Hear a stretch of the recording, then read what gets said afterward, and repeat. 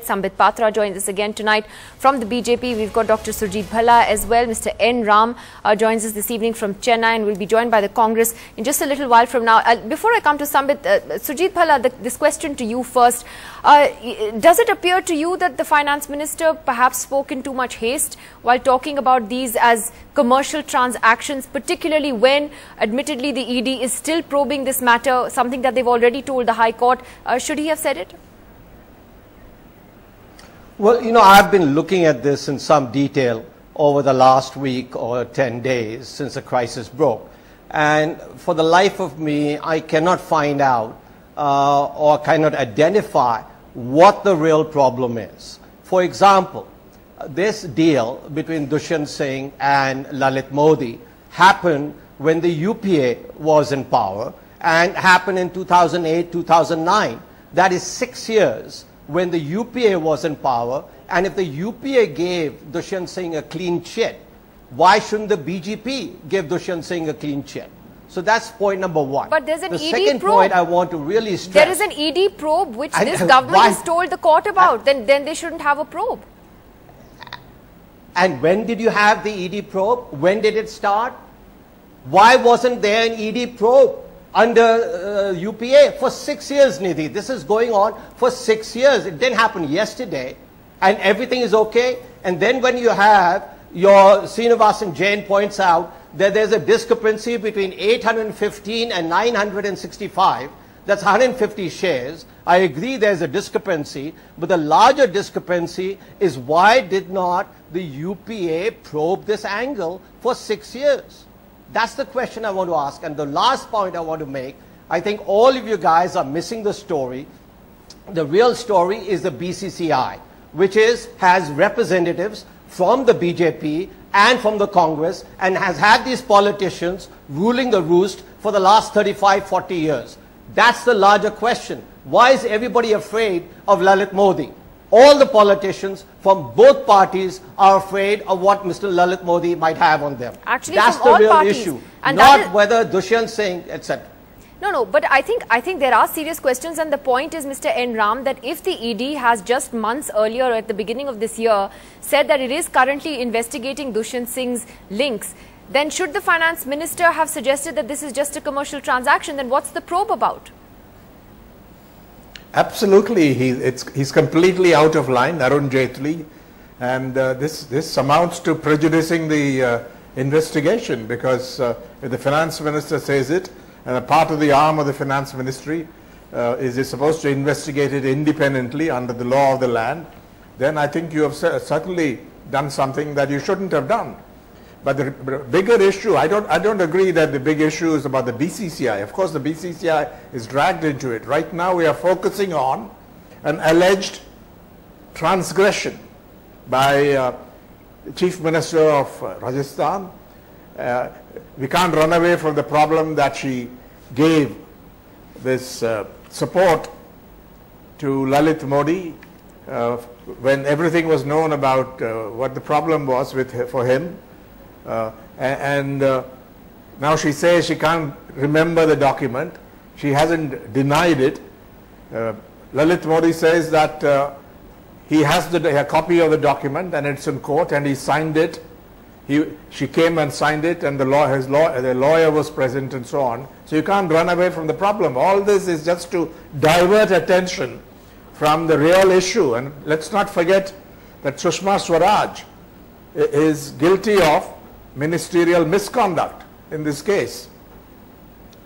So they can't run away from the problem, and the government is just trying to do crisis management in a very clumsy way, and the longer it fails to do the right thing, the worse for the government and the better for the opposition.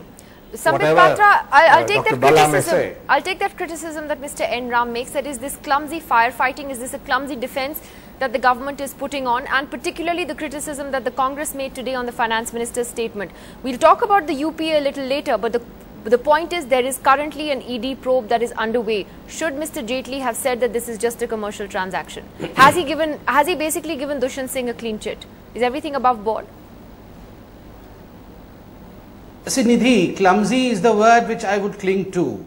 because I believe, yes, there is clumsiness, but not in the way the government is trying to move about this whole issue, not by the way the Bharatiya Janata Party is talking about it.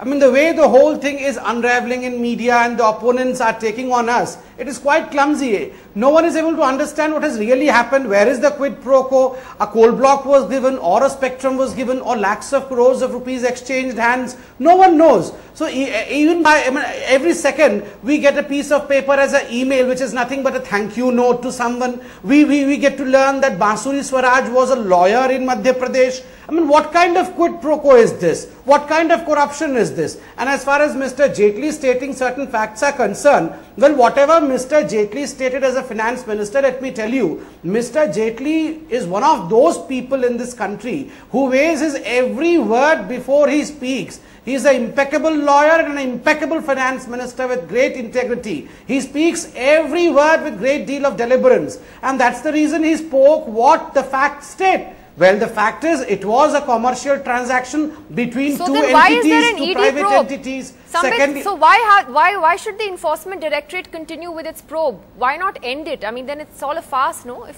If everyone's decided everything's okay. Let the independent body continue. Let's get the facts clear over here. The fact is, the party and the ministers would state whatever is stated in the paper. The papers, I have with me all the papers. I have the income tax filing of 2008, 2009, 9 and 10 and 10 and 11. And let me tell you, two of these income tax filings were through scrutiny. They were scrutinized thoroughly and thereafter a clean chit was given. And secondly, so you admit there's a clean chit. So there is a clean chit for Dushyant Singh. No.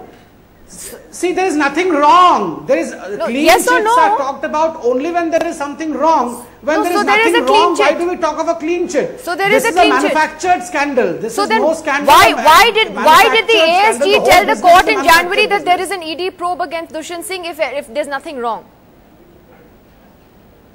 No, if the ASG has told during our tenure, and that rightly pointed out that for 6 long years, 2008 to 2015, nothing was been done. And during our tenure, we promised an independent agency to look into the whole issue. What is the problem? Let the independent agency also look into the issue. How is it independent when the finance minister, it comes under the finance minister who's saying that it's a clean chit as per you, as per your own statement. Let me just get Srinivasan Jain into this before I come to the Congress party as well, because Vasu, you've heard what the BJP is saying tonight. Yes. Surjit Bhalla was also saying at the beginning of the show that what's the big deal? Okay, that where is the, in a sense, Surjit Bhalla, correct me if I'm wrong, you were saying you don't really see a smoking gun as far as these deals are concerned. Vasu, I'll take that to you first. That's correct. Well, it's a very simple question. This is simply to do with how money is routed from one party to the next. There are different ways in which kickbacks are paid, and as we've been pointing out, the BJP in the past, when such transactions have been found in the case of, let's say, the Congress, have cried foul and said this is very clearly the purchase of premium shares in a company which is run by or owned by a minister or a politician, an investment made by a businessman, sends up red flags. Now, in this case, again, there is nothing to suggest why Mr. Lalit Modi would pay 1 lakh rupees for a 10 rupee share. That's a question that even now the BJP is not able to answer. What was so extraordinary about Mr. Dushyant Singh's company, apart from the fact that he is the son of a prominent Rajasthan politician, subsequently the chief minister, that led to such an evaluation? If you look at the balance sheets of this company, it had absolutely no fixed assets of any great value in all the years when these investments were being made. Therefore, one could still argue about whether this was legal or not, but it certainly raises questions about the reason, the logic behind these transactions. And if Mr. Jaitley has indeed found there's nothing wrong, there's nothing illegal, these are all above board, I think that these facts, these findings should be put in the public domain. Because obviously in the matter of 3 or 4 days, he's come to a conclusion which has taken the Enforcement Directorate several years to arrive at. No, so I'll take that back to Surjit Bhalla first. Surjit Bhalla. Yeah. 2 or 3 points. I would like to know when, regardless of which party is in power, when these facts, when they are brought to the public, is anything done. The most parallel, it seems to me, the greatest parallel is with Robert Vadra's purchase of land in Gurgaon. How come that went away? And I keep coming back to that this whole transaction took place under the watchful eyes of the UPA, the not so corrupt eyes of the UPA, and passed muster.